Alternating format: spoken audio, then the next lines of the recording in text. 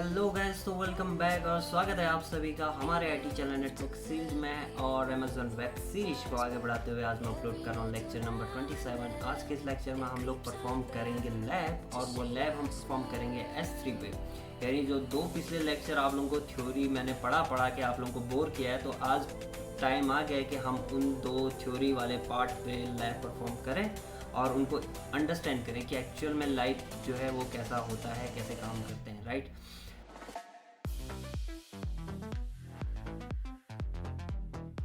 तो S3 जो है आपको स्टोरेज वाले टैब के अंदर पे मिलेगा, ठीक है, जहाँ पे कि आपको अदर ऑप्शन भी यहाँ पे मिलेंगे, लेकिन आप अपने माइंड को जो है सेट करें कि आपने केवल अभी S3 पे ही फोकस करना है। बाकी के टर्म जैसे जैसे हम अपने क्लाउड की सीरीज़ में आगे बढ़ेंगे, हमारे सामने में आएंगे, तो हम इनको डिस्कस करेंगे, वो भी एकदम डिटेल में डिस्कस करेंगे, राइट। क्योंकि हमने दो लेक्चर जो है S3 पे डिस्कस किया है, तो हम आज S3 पे ही वर्क करेंगे। तो S3 पे हम सिंपली क्लिक करते हैं और आगे अपनी लैब को प्रोसेस करते हैं, ठीक है।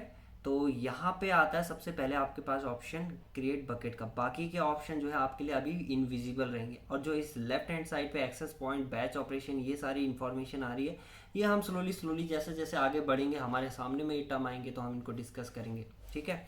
तो सबसे पहले हमने क्या करना है, क्रिएट बकेट करना है, जो कि हमारी बेसिक लैब है। तो इसीलिए मैं एकदम स्मूथली यहाँ पे लेके चल रहा हूँ, सारी बेसिक कॉन्फ़िगरेशन को मैं आप लोगों के सामने में लेके चल रहा हूँ। आता है बकेट नेम। बकेट नेम हमें एक ऐसी आईडी या ऐसा नेम देना होता है जो कि यूनिवर्स में, यानी यूनिवर्स मतलब बोले तो S3 स्टोरेज की सर्विस ऑल ओवर वर्ल्ड में जहाँ पे भी यूज़ हो रही है वहाँ पे वो नेम यूज़ में नहीं होना चाहिए। फॉर एग्जांपल के लिए अगर मैं यहाँ पे बकेट का नेम टेस्टिंग दे दूँ, ठीक है, तो और यहाँ पे सिंपली मैं क्रिएट बकेट करूँ, तो एरर आप लोगों के सामने में आ जाएगा कि bucket with the same name already exist. अब ये ऐसा क्यों बोल रहा है, क्योंकि जो हमारा जो यहाँ पे बकेट नेम हम देते हैं ये ग्लोबली रहता है। यानी अगर आप यहाँ पे देखें राइट हैंड साइड पे, तो अभी आपके पास जितने भी सारे जो एबिलिटी जोन हो और ग्लोबल रीजन हो वो यहाँ पे विजिबल नहीं होंगे, क्योंकि जो हम S3 की सर्विस यूज़ करते हैं वो स्टोरेज की वो सर्विस होती है जिसको हम ग्लोबली कहीं भी स्टोर कर सकते हैं। मैं चाहूँ तो मैं अपना डेटा इंडिया में भी स्टोर कर सकता हूँ, सेम डेटा मैं ऑस्ट्रेलिया में भी कर सकता हूँ, सेम डेटा मैं सिंगापुर में भी स्टोर कर सकता हूँ, ठीक है। तो इसीलिए आपको यहाँ पे एक यूनिक नेम देना होता है। अब यूनिक नेम क्या दें, तो मैं नेम दे देता हूँ नेटवर्क सील्ड, क्योंकि नेटवर्क सील्ड इतना ज़्यादा पॉपुलर नेम नहीं है, ओनली हमारे पास कुछ ही सब्सक्राइबर हैं, तो इसीलिए हम इसको यहाँ पे नेटवर्क सील्ड का नेम देते हैं। और अगर मैं यहाँ पे चेक करूँ, ठीक है, क्रिएट बकेट पे, तो ये क्रिएट हो जाएगा, अदरवाइज ये एरर आ जाता, ठीक है। नेटवर्क सील्ड उतना फैला मतलब पॉपुलर नेम नहीं है भैया अभी, ठीक है। जोक ऑफ द पार्ट, अगर आपने सब्सक्राइब नहीं किया है चैनल तो सब्सक्राइब कर लो और इसको पॉपुलर कर दो, ठीक है। Okay, region. रीजन हम एशिया, सिंगापुर का साउथ ईस्ट वन ही रहने देते हैं। अब यहाँ पर आता है copy setting from existing bucket. इसका मतलब होता है कि अगर आपके पास कोई ऑलरेडी बकेट बना हुआ है आपके पास और आप सेम सेटिंग अपने इस नए बकेट पे अप्लाई करना चाहते हो, तो आप चूज बकेट पे क्लिक करें और उस बकेट का नेम यहाँ पे एंटर करें और उसको आप सिलेक्ट कर सकते हो। लेकिन अभी हम पहली बार बकेट हम क्रिएट कर रहे हैं तो इसको एज इट इज ही हम रहने देते हैं, ठीक है। उसके बाद आती है bucket setting for public access. यानी पब्लिक एक्सेस यानी आप अपने स्टोरेज पे अगर कोई भी फाइल को आप अपलोड कर रहे हो या कोई भी डेटा को आप अपलोड कर रहे हो, क्या आप उसको पब्लिक के लिए विजिबल करना चाहते हो या उसके लिए ब्लॉक करना चाहते हो, तो यहाँ पे है ब्लॉक ऑल पब्लिक एक्सेस। यानी अगर आप इस ऑप्शन को सेलेक्ट रखेंगे तो जो भी पब्लिक का एक्सेस होगा वो एकदम ब्लॉक हो जाएगा। तो हम ब्लॉक जो है पब्लिक एक्सेस के लिए बाद में भी हम उसको परफॉर्म कर सकते हैं, ठीक है। तो इसीलिए अभी हमें यहाँ पे इसको अनचेक कर देना है और रहने देना है। Turning of block all public, ये बाकी इन्होंने इंस्ट्रक्शन दिया हुआ है। मैं कहता हूँ हाँ जी, मैं एक्नॉलेज करता हूँ कि मैंने जो है पूरे पब्लिक के लिए इसको अलाउ कर दिया, यानी मैंने पब्लिक के लिए अभी फिलहाल अलाउ कर दिया अपने डेटा को, ठीक है। ये इसीलिए यहाँ पे क्वेश्चन दे रहा है, क्योंकि इसका मतलब है कि आपने अपने डेटा को पब्लिक के लिए अलाउ किया हुआ है। हो सकता है आपका कोई क्रिटिकल डेटा है जो कि पब्लिक फिर एक्सेस करके आपका डेटा चुरा सकती है, तो ये चीज़ का केयर करने के लिए इन्होंने जस्ट एक आप लोगों के सामने में क्वेश्चन का मार्क दिया हुआ है। Bucket versioning. वर्जनिंग हमने पिछले लेक्चर में डिस्कस किया था कि वर्जनिंग क्या होता है, ठीक है। वर्जनिंग, हाँ, वर्जनिंग में मैंने एक टर्म आप लोगों को बताना भूल गया था। फॉर एग्जांपल के लिए अगर मेरे पास 5 MB का डेटा है, 5 MB की कोई एक्सेल फाइल है, राइट। ये मैंने सेव की फॉर एग्जांपल के लिए 18 नवंबर को, 18 नवंबर, अभी मैं माउस से लिख रहा हूँ, राइट, थोड़ा सा टेढ़ा मेढ़ा जाएगा तो आप माइंड ना करें, 20 को। उसके बाद मैंने क्या करा कि इस फाइल को मॉडिफाई करा 20 नवंबर के दिन में, जिसमें कि मैंने थोड़ा डेटा और अपने इस एक्सेल फाइल पे ऐड कर दिया। अब इसका साइज हो गया 5.2 MB, और इसका वर्जनिंग को मिल गया, इसको आईडी नंबर मिल गया 111, या जिसको हम वर्जनिंग कहते हैं, एक यूनिक आईडी मिल गया। तो अब आप बताओ कि क्या ये 5+5 equal to 10+2 MB data store होगा कि ओनली 5.2 डेटा स्टोर होगा वर्जनिंग में। तो आंसर है कि ओनली 5.2 वाला डेटा ही यहाँ पे स्टोर होगा आपका, यानी जो भी इंक्रीमेंट होगा वो 0.2 या जो भी आप चेंजेस करोगे उसके अकॉर्डिंग ही वहाँ पे साइज में इंक्रीमेंट होगा। ठीक है, ऐसा नहीं कि आपका ये दोनों डेटा ऐड होकर 10.2 हो जाएगा, ऐसा नहीं होगा। अगर ऐसा होने लगा तो फिर बहुत जल्दी आपका स्टोरेज जो है फिलअप हो जाएगा। इसीलिए अमेजोन क्या करता है, वर्जनिंग में केवल उसी डेटा को इंक्रीमेंट करता है जो कि आप चेंजेस करते हो। ये बात मैंने इनडायरेक्टली भी आप लोगों को बोली थी जब मैं वर्जनिंग का लेक्चर आप लोगों को प्रोवाइड कर रहा था पिछले लेक्चर में, कि वर्जनिंग में जो है चेंजेस तभी इफेक्टिव होते हैं आपके डेटा में जब आप कोई मॉडिफिकेशन करते हो या कोई भी चेंजेस करते हो, राइट। ठीक है, तो बकेट वर्जनिंग पे हम आ चुके हैं। अब मैं इसको कर्सर सेलेक्ट कर लेता हूँ यहाँ पे। तो बकेट वर्जनिंग फिलहाल के लिए हम डिसेबल नहीं करते हैं, इनेबल कर देते हैं, क्योंकि बार बार फिर हम अगली लैब में आए वर्जनिंग परफॉर्म करें, ऐसे आप बोर हो जाएंगे, तो इनेबल ही कर देते हैं यहाँ पे। ठीक है, टैग अगर आपको कोई देना हो तो आप यहाँ पे टैग दे सकते हो। तो जैसे मैं नेटवर्क सील के नेम से मैं डेटा स्टोर करना चाहता हूँ, तो मैं यहाँ पर नेम दे देता हूँ, नेम, और यहाँ पे हम नेटवर्क सील दे देते हैं। ठीक है, स्पेस चलेगा, चलना चाहिए। ओके, एंड उसका डिफ़ॉल्ट इंक्रिप्शन, यानी अगर आप अपने डेटा को इनक्रिप्ट फॉर्म में वहाँ पे स्टोर करना चाहते हो या डिक्रिप्ट फॉर्म में ही स्टोर करना चाहते हो। अगर आप इनक्रिप्ट ऑप्शन यहाँ पे इनेबल करते हो तो जब भी आप डेटा को मूव करोगे तो वो काफ़ी स्लो मूव होगा, क्योंकि वो डेटा आपका इनक्रिप्ट होकर वहाँ पे स्टोर होगा। अगर आप उसको डिसेबल रखते हो सर्विस इंक्रिप्शन को, तो फिर कोई दिक्कत नहीं है, नॉर्मल प्लेन टेक्स्ट में जैसा भी आपका डेटा होगा वो वहाँ पे ट्रांसफ़र हो जाएगा स्टोरेज में। ओके, एडवांस सेटिंग में अगर हम जाएं तो ऑब्जेक्ट लॉक आएगा, जो कि मैंने डिस्कस किया था पिछले लेक्चर में, और मैंने एग्जांपल दिया था आप लोगों को, कौन सी मूवी का दिया था, कमेंट करना यार, आप, मेरे को याद नहीं आ रहा है अभी, बहुत भुलक्कड़ किस्म का आदमी हूँ। ठीक है, तो इसको अभी ऑब्जेक्ट लॉक पे हमने कुछ करना नहीं है, इसको हम इनेबल रहने, अभी डिसेबल ही रहने देते हैं, अभी हमें इसको परफॉर्म नहीं करना है, राइट, क्योंकि अभी हम वर्जनिंग परफॉर्म कर रहे हैं, तो मोर देन इनफ है, बेसिक लैब है अभी हमारी। तो क्रिएट बकेट करते हैं, और आप लोगों के सामने में बकेट तैयार है। ठीक है, तो आप लोगों का बकेट अब बन चुका है और यहाँ पे सारी इन्फॉर्मेशन आ चुकी है। अगर आप इसको सिलेक्ट करें तो अब ये सारे जो आपके इनविजिबल ऑप्शन थे पहले, वो अब विजिबल हो जाएंगे, यानी ये डिलीट आप कर सकते हो। इम्प्टी, कोई भी डेटा इसमें पड़ा है उसको इम्प्टी करना है तो इम्प्टी कर सकते हो।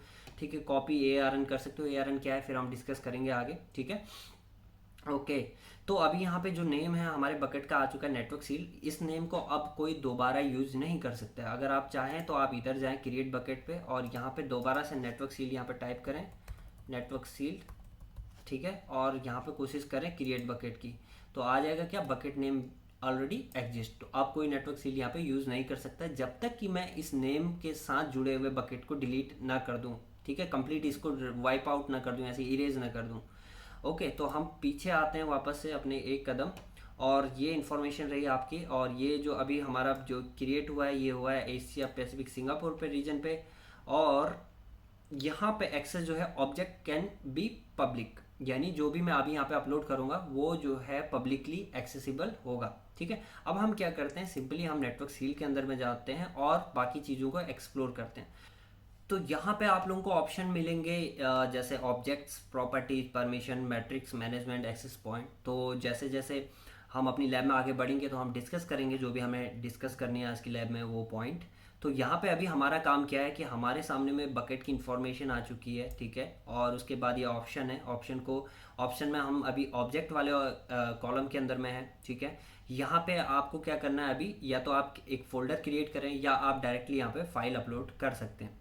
ठीक है, तो एक्शन में अभी ये सारे आपके विजिबल नहीं होंगे, इनविजिबल होंगे। जैसे ही आप एक क्रिएट फोल्डर करते हो, यहाँ पे मैं एक फोल्डर यहाँ पे क्रिएट कर देता हूँ। मैं फोल्डर का नेम रख देता हूँ नेटवर्क सील। ठीक है, फोल्डर का नेम आप कुछ भी रख सकते हैं। आप ऐसा नहीं कि आप मतलब यूनिक जो ग्लोबल आईडी हमने यूज़ की थी अपने बकेट के लिए, वो वैसा सिस्टम यहाँ पे नहीं है। यानी अभी आपने बकेट बना दिया, उसको यूनिक नेम दे दिया, अब वो ग्लोबली यूज़ हो रहा है। ठीक है, लेकिन उसके अंदर में आप क्या डेटा डाल रहे हो, क्या फोल्डर क्रिएट कर रहे हो, उसका किसी ग्लोबली अदर नेम से कोई लेना देना नहीं होगा। तो मैं कुछ भी नेम यहाँ पे ऐड कर सकता हूँ। तो अभी अगर आप चाहें तो मैं आप लोगों के नाम से यानी टेस्टिंग नाम से फ़ोल्डर क्रिएट कर देता हूँ, ठीक है। तो क्रिएट फ़ोल्डर कर दिया मैंने, ठीक है। अब ये फ़ोल्डर मेरा जो है क्रिएट हो गया। अब इसके अंदर मैं जाता हूँ और हम यहाँ पे कोई डेटा अपलोड करते हैं अब, ठीक है। तो अब हम डायरेक्टली अपलोड करते हैं और यहाँ पे आएगा आप लोगों के पास में ऑप्शन अपलोड पे जैसे ही गया, यहाँ पे ये इन्फॉर्मेशन आती है कि add the file and folder you want to upload S3 to upload a file larger than 160 GB use AWS CLI। यानी अगर आपको 160 GB से ज़्यादा का डेटा यहाँ पे स्टोर करना है तो आप AWS CLI की हेल्प लें, या AWS SDK और Amazon S3 REST API यानी API की हेल्प लेके आप इसको यहाँ पे अपलोड कर सकते हैं। लेकिन अभी हम टेस्टिंग कर रहे हैं, एक बेसिक टेस्टिंग यहाँ पे चल रही है, तो हम एक छोटी सी फाइल यहाँ पे ऐड कर देते हैं। तो ऐड फाइल में मैं क्लिक करता हूँ और यहाँ पे ये जनाब को हम लेके आ जाते हैं, ठीक है। तो ये फाइल हमारी यहाँ पे ऐड हो चुकी है, ठीक है। उसके अलावा यहाँ पे और क्या ऑप्शन आते हैं हम देखते हैं। जैसे मैंने इस पर क्लिक करा, आप लोगों के पास विजिबल ऑप्शन आता है remove, add file, add folder, उसके अलावा और कुछ भी नहीं है, ठीक है। डेस्टिनेशन ये रहा। अगर आप इस पर क्लिक करें, are you sure want to leave the current page you don't, अच्छा अभी मेरे को फिलहाल इसको अपलोड करना है, यहाँ पे अपलोडिंग अभी कंप्लीट नहीं हुई है, राइट, ओके। बाकी डेस्टिनेशन डिटेल में ये सारे हम पहले से ही रीड कर चुके हैं, ये स्लोली अभी हम देखते हैं। एडिशनल अपलोड ऑप्शन में आपके पास आता है आप यहाँ पे कि आपने जो ये फाइल अभी अपलोड की है यहाँ पे, या जिसको आप अपलोड करने जा रहे हैं, क्या उस पर आप कौन सी स्टोरेज की सर्विस अप्लाई करना चाहते हैं। जो कि हमने फर्स्ट लेक्चर में डिस्कस किया था कि जो बेसिक सर्विस है अमेजोन S3 की वो है स्टैंडर्ड। उसके बाद दूसरी सर्विस आती है आपके पास स्टैंडर्ड IA, उसके बाद आती है वन जोन IA, फिर reduce redundancy, intelligent tiring, glacier deep archive. तो मोस्टली इसमें हम आई थिंक सारे ही यहाँ पे हम पहले ही डिस्कस कर चुके हैं। तो यहाँ पे आप कौन सी सर्विस यहाँ पे यूज़ करना चाहते हैं वो आपको सिलेक्ट करना है। तो स्टैंडर्ड ही हम रहने देते हैं, हमारी छोटी सी फाइल है और हमें बस एक छोटी लैब परफॉर्म करनी है। लेकिन अगर कंपनी इन्वायरमेंट में आप काम कर रहे हो और आपके पास ऐसा डेटा है जिसको कि आपने 1 ईयर 2 ईयर या 120 डेज के बाद भी यूज़ नहीं करना है, तो उसको आप डीप आर्काइव ग्लेशियर पे मूव करेंगे। और अगर आप 90 डेज के बाद उस डेटा को यूज़ कर रहे हैं तो ग्लेशियर में, या इन चीज़ों से बचने के लिए ऑटोमेटिकली आपको चीज़ें सेलेक्ट करनी है, तो फिर आप स्टैंडर्ड आई को सिलेक्ट करके इंजॉय कर सकते हो अपनी लाइफ को। तो फिलहाल हम स्टैंडर्ड को ही यहाँ पे सिलेक्ट करते हैं और हम नीचे बढ़ते हैं। Server side encryption setting disable ही रहने देते हैं। बाकी यहाँ पे आता है एक्सेस कंट्रोल लिस्ट यानी ACL। अभी क्या है कि मैं ऑनर हूँ, ठीक है, मैंने इस फाइल को अपलोड किया तो मेरे पास रीड राइट और सारे एक्सेस हैं, ठीक है। और अगर मैं पब्लिक के लिए अलाउ करना चाहूँ तो मैं रीड यहाँ पे अलाउ कर सकता हूँ, लेकिन पब्लिक को मैं राइट एक्सेस नहीं दे सकता हूँ क्योंकि पब्लिक का काम यहाँ पे राइट करने का है ही नहीं। मतलब फॉर एग्जांपल के लिए आपकी अपनी वेबसाइट है, आप पब्लिक को ये थोड़ी ना बोलोगे कि आके मेरी वेबसाइट को जो है मॉडिफाई करो। मॉडिफाई करने का काम तो एडमिन का ही रहता है, राइट। तो इसीलिए यहाँ पे ये ऑप्शन आपका इनविजिबल है। लेकिन अगर आपको इसको विजिबल करना है तो IAM रोल जो है आपको एक्टिवेट करना पड़ेगा अपनी अमेजोन सर्विस पे। IAM रोल क्या है वो फिर हम डिस्कस करेंगे, तब आप लोगों को क्लियर हो जाएगा। आप भी बोल रहे होंगे कि सर कह रहे हैं ये चीज़ हम डिस्कस करेंगे, ये चीज़ हम डिस्कस करेंगे, तो कितनी चीज़ें हम डिस्कस कर रहे हैं, राइट। तो थोड़ा सा धैर्य रखो, सब्र रखो, होगा होगा, अपना टाइम आएगा, ठीक है। तो उसके बाद finally I understand the effect of, ये हमें यहाँ पे सेलेक्ट करना है कि हाँ जी मैंने जो सिक्योरिटी यानी पब्लिक के लिए जो मैंने एक्सेस अलाउ कर रखा है मैं समझता हूँ इसको, ठीक है। ओके, ऑब्जेक्ट लॉग की हमें कोई ज़रूरत नहीं है, मेटा डेटा और ये इन्फॉर्मेशन हमें कोई ज़रूरत नहीं है। सिंपली हम अपलोड पे क्लिक करते हैं और हमारा अपलोड कंप्लीट हो चुका है। तो हमारी फाइल जो है अब अपलोड हो चुकी है, जो कि हमारी इमेज फाइल थी। और अभी डेस्टिनेशन यहाँ पे आ चुका है। डेस्टिनेशन क्या कहता है कि आपने जो है S3 की सर्विस यूज़ की है। S3 में आपका जो S3 बकेट का नेम है वो नेटवर्क सील्ड है और उसके अंदर में आपका फोल्डर क्या है, टेस्टिंग के नाम से फोल्डर है, उसके अंदर में ये फाइल है आपकी। तो अब हम क्या कर सकते हैं, इस पर जाके हम सिंपली क्लिक कर सकते हैं और अपनी फाइल को यहाँ पे वेरीफाई कर सकते हैं कि अपलोड हुई या नहीं हुई। तो ये रही हमारी फाइल जो कि मैंने अपलोड की है। और यहाँ पे फिर अगर आपको डिलीट करना है इस फाइल को तो डिलीट का ऑप्शन है। एक्शन में जाके अगर हम देखें क्या क्या ऑप्शन आ रहा है, हमारे पास डाउनलोड का आ रहा है, डाउनलोड एज आ रहा है, क्वेरी विद S3 सेलेक्ट आ रहा है, तो ये ऑप्शन आपके पास आ रहे हैं। कैलकुलेट साइज पर अगर आप क्लिक करें तो ये साइज ऑलरेडी कैलकुलेटेड है तो इसकी ज़रूरत नहीं है अभी। और आपको कोई और फोल्डर क्रिएट करना है तो आप यहाँ पे फोल्डर और क्रिएट कर सकते हैं। तो अब हम क्या करते हैं, हम इस फाइल को सिलेक्ट करते हैं दोबारा से और इस पर सिंपली हम क्लिक करते हैं और इसकी इन्फॉर्मेशन देखते हैं। तो यहाँ पे आ रहा है कि ऑनर कौन है, ये मेरा आईडी का नेम आ रहा है, जो जिस आईडी से मैंने ये अपना इस S3 बकेट को क्रिएट किया है, राइट। एंड यहाँ पे एशिया पैसिफिक रीजन आ रहा है, और यहाँ पे लास्ट मॉडिफाई डेट यानी कब मैंने इसको लास्ट मॉडिफाई किया था वो आ रहा है। ठीक है, अभी मैं इसमें मॉडिफाई करूँगा तो वर्जनिंग हम पहले से ही एक्टिवेट कर चुके हैं, तो आप लोगों के सामने में रिजल्ट भी आएगा, आप देखेंगे। ओके, और बाकी टाइप बता रहा है कि आपने जो फाइल अपलोड की है वो उसका टाइप क्या है, बाकी की डिटेल आ रही है, उसका की क्या है, की नंबर। ठीक है, और ये S3 URI है। और फाइनली हम आते हैं यहाँ पे, ये सारी इन्फॉर्मेशन अमेजोन ARN डिटेल वगैरह हम डिटेल जब डिस्कस करेंगे तो मैं आप लोगों को फिर एक्सप्लेन करूँगा, फिलहाल अभी इनको मैं एक्सप्लेन नहीं कर रहा हूँ। ऑब्जेक्ट URL यानी ये URL है, अभी आप इसको कॉपी करें और सिंपली चलो यहीं से कॉपी कर लेते हैं और ब्राउज़र पे जाएं और राइट क्लिक एंड एंटर। तो ये रही फ़ोटो जिसको मैंने अपलोड किया है, और ये आप लोगों को बंदा देख रहा है और कह रहा है यार किस तरीके लोगों, मतलब अभी तक चैनल सब्सक्राइब नहीं करा, ये बोलना चाह रहा है वो। ठीक है, तो कर दो भाई सब्सक्राइब। ओके, तो ये सारी इन्फॉर्मेशन रही यहाँ पे। ठीक है, यानी हमने जो देखना था कर लिया। अभी पहला स्टेप हमारा कंप्लीट हुआ है। पहला स्टेप यानी वर्जनिंग को इनेबल करना, फाइल को अपलोड करना, और पब्लिक जो सिक्योरिटी थी उसको हमने अलाउ किया। अब मैं चाहता हूँ कि यार पब्लिक इसको एक्सेस ना कर पाए, जैसे अभी यहाँ पे एक्सेस हो गया, राइट, आप लोगों के सामने में इमेज ओपन हो गया। मैं नहीं चाहता हूँ कि आप कोई भी पब्लिक जो है इसको एक्सेस कर पाए। ठीक, तो अब हम क्या करेंगे, इसकी सेटिंग को चेंज करते हैं। हम चाहते हैं कि अब हम इसको पब्लिक के लिए ज़्यादा देर अलाउ ना करें, तो उसके लिए हम क्या करेंगे, एक्सेस कंट्रोल लिस्ट पे आएंगे और यहाँ पे आपको एडिट का ऑप्शन मिल जाएगा, जहाँ पे कि आपने क्लिक करना है और आपको क्या करना है, यहाँ पे सिंपली अनचेक कर देना है। ठीक है, आप स्पेसिफिक यानी ऑथेंटिकेटेड यूजर ग्रुप के लिए भी इसको अलाउ कर सकते हैं, राइट। अगर आप रूट अकाउंट यूज कर रहे हैं और आपके और भी यूजर हैं जिनको कि इसकी जरूरत है, यानी आपके कंपनी के जो भी यूजर हैं आप उनके लिए इसको अलाउ करना चाहते हो, तो आप यहाँ पे इसको अलाउ कर सकते हो। उसके लिए आपको क्या करना पड़ेगा, यूजर ग्रुप क्रिएट करना पड़ेगा जो कि पहले से ही ऑथेंटिकेटेड होगा। ओके, उसके अलावा और भी ऑप्शन आता है कि अगर आप किसी अदर AWS अकाउंट को ये एक्सेस देना चाहते हो, फॉर एग्जांपल के लिए अभी मेरा AWS अकाउंट है नेटवर्क सील के नाम से, मैं चाहता हूँ कि यार आप लोगों में से किसी के AWS अकाउंट को मैं ये एक्सेस दूँ, तो मैं यहाँ पे ऐड गारंटी पे क्लिक करके आपका अकाउंट ऐड करूँगा और उसके बाद आप लोगों को भी इस फाइल का एक्सेस मैं दे सकता हूँ। फिलहाल के लिए मुझे टेस्टिंग करनी है कि मेरे को अब पब्लिक के लिए इसको बंद कर देना है, तो मैंने अनचेक कर दिया इन दोनों को। ठीक है, तो ऐसे अनचेक कर दिया और सिंपली यहाँ पे सेव चेंजेस का ऑप्शन आया, मैंने क्लिक कर दिया। अब अगर मैं यहाँ पे दोबारा जाऊँ और इसको दोबारा रिलोड करूँ तो क्या आप लोगों के सामने में ओपन होगा? बिल्कुल नहीं जी, एरर आ गया आप लोगों के सामने में कि एक्सेस डिनाइड, यानी आप लोगों को अब इस URL पे एक्सेस जो है वो डिनाइड है। तो पब्लिक वाला काम भी हो गया हमारा, हमने देख लिया सेटिंग कैसे ACL की हमारी अप्लाई होती है यहाँ पे। ठीक है, अब हम क्या करते हैं, अब हम चलते हैं सिंपली वापस से अमेजोन S3 के पास, और उसके बाद हम नेटवर्क सील के अंदर जाते हैं, अपने फोल्डर पे जाते हैं जो कि हमने बनाया था। अब मैं इस पर मॉडिफाई करता हूँ ताकि हम वेरीफाई कर दें कि जो वर्जनिंग की जो हमने सर्विस इनेबल की थी क्या वो इफेक्टिव है या नहीं है। ठीक है, तो मैं एक काम करता हूँ, इसको अंदर जाता हूँ, मॉडिफाई करते हैं हम इस इमेज को, और इस पे मैं क्या करता हूँ, सेम नेम की इमेज में दोबारा अपलोड कर देता हूँ एक और। ठीक है, हमने जैसे हमने डिस्कस किया हुआ था।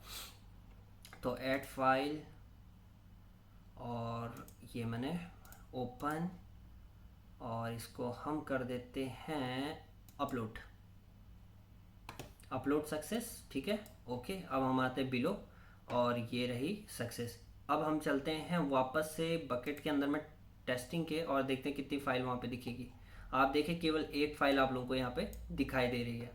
अब आप कहेंगे एक फाइल क्यों, यहाँ पे तो वर्जनिंग आपने इनेबल की थी और हमें दिखनी चाहिए थी। ऐसा नहीं होता है, अगर आपको वर्जनिंग वाली फाइल को अगर देखना है तो आपको क्या करना पड़ेगा, यहाँ पे लिस्ट वर्जन्स पे ऑप्शन को इनेबल करना पड़ेगा।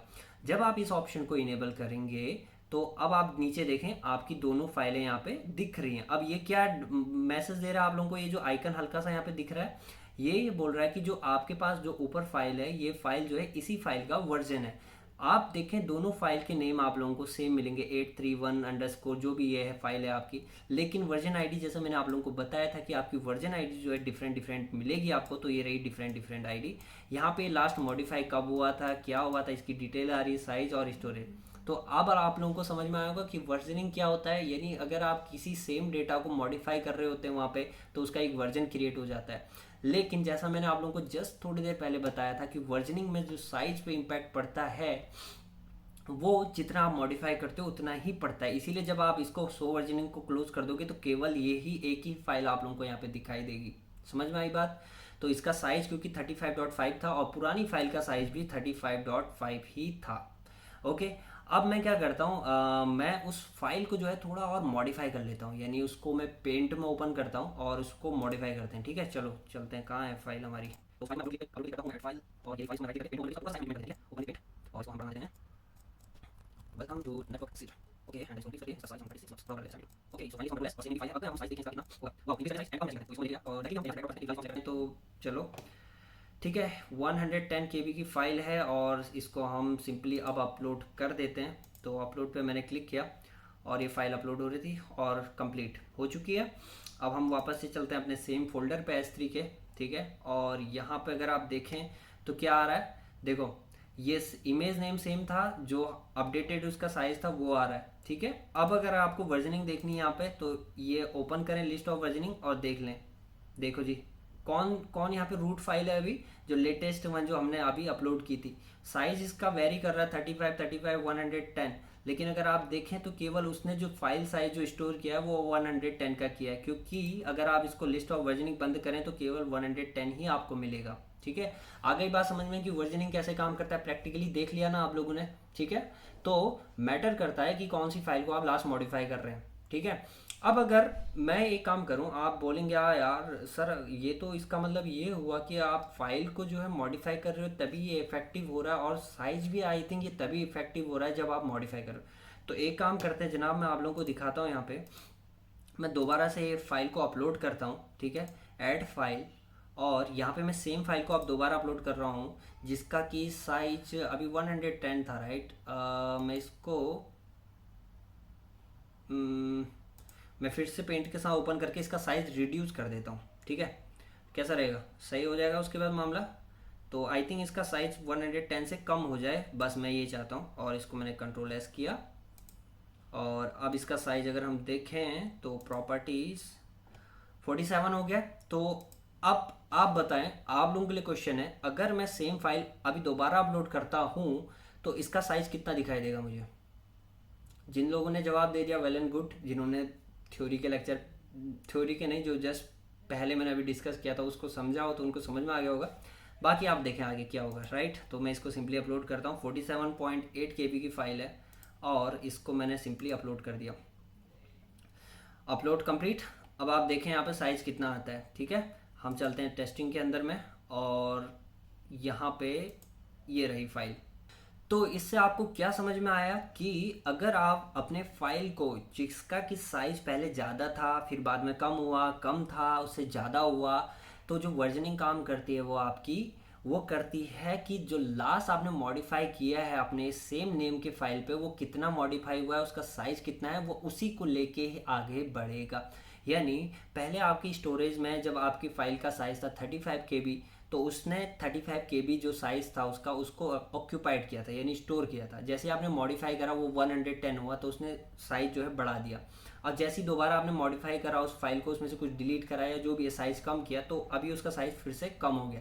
तो जो करंट साइज होता है, यानी जो वर्जनिंग का जो करंट लेटेस्ट जो साइज होता है, जो नेम होता है, उसी को वो प्रायोरिटी देता है। ठीक है, तो ये रहा आप लोगों के सामने में। अगर आप इसके अंदर जाएं तो ये पब्लिकली मैंने अभी जो है एक्सेस क्या कर दिया है, बंद कर दिया। तो आप दोबारा से ट्राई करें इसको और ओपन करने की कोशिश करेंगे तो नहीं होगा, राइट। तो गैस आज के लेक्चर में इतना ही था। आज हमने बेसिक जो S3 बकेट है वो कैसे काम करती है, कैसे कौन सी सर्विस को हम इनेबल कर सकते हैं, यानी स्टोरेज की कौन सी सर्विस को हम इनेबल या अप्लाई कर सकते हैं अपने ऑब्जेक्ट पे, वो हमने देखा। उसके बाद हमने देखा कि पब्लिक एक्सेस को हम कैसे इनेबल डिसेबल करते हैं। उसके अलावा वर्जनिंग को हमने एकदम डिटेल में जाके समझा कि वर्जनिंग कैसे काम करती है, कैसे अप्लाई होती है। ओके, और भी बाकी हमने चीज़ें देखी आज की इस लैब में। तो नेक्स्ट लैब में हम मिलते हैं एक नए जोश के साथ और एक नई वीडियो के साथ, जिसमें कि हम S3 के बारे में और डिटेल में जानेंगे और समझेंगे। ठीक है, तो तब तक के लिए बाय, और कोशिश करिएगा कि ये चैनल सब्सक्राइब कर दें और थोड़ी वीडियोस को शेयर करें, अपने दोस्तों तक पहुंचाएं, और जिससे कि हमें सपोर्ट मिलता है, थोड़ा सा हमें एक इंकरेजमेंट मिलता है कि यार हम कुछ कर रहे हैं तो लोगों को पसंद आ रहा है। तो फिर मिलते हैं नई वीडियो के साथ, एक नए लेक्चर के साथ। तब तक के लिए बाय, जय हिंद।